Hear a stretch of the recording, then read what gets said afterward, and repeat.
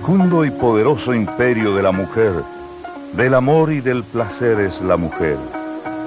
Son sus dominios la tierra, los mares y el espacio. Vital, imprescindible como el agua para el hombre. Donde la vida existe, ella es soberana. ¿Que cuánto vale? Pues tanto igual que el hombre. Sin la mujer ni el hombre, ninguno de los dos existiría. ¿Que hay malas? Sí las hay, y son las menos. Es el mal que es necesario, que a la virtud confiesa que no hay que hacer para llegar a la pureza. Tiene caprichos y bulle alegres fantasías. Atesora en cambio las más bellas realidades. De sí surgen los sueños que despiertan a la vida del amor, a correr por idílicos caminos de placeres infinitos. La mujer es sinfonía de encantos. El alma la mira, la escucha y se deleita de dicha emocionada. Las fiestas sin ella no son fiestas. No hay bullicio. Calla la alegría. El calor no existe y su ausencia es causa de tristeza. Su recuerdo es como el inmenso mar. Nunca queda quieto. Nadie la olvida.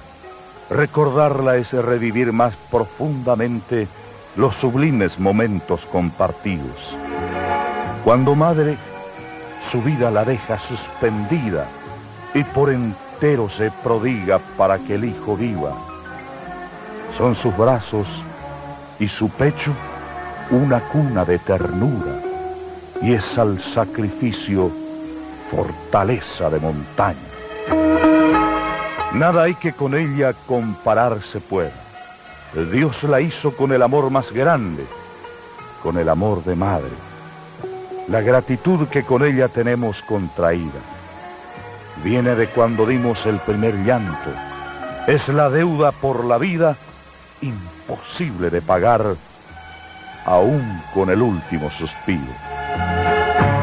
Por Dios unida indisolublemente al hombre, al mundo, acrece y lo embellece.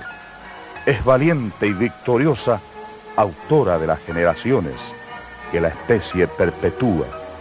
Es brío gravitante que al hombre impulsa a lograr la grandeza de naciones.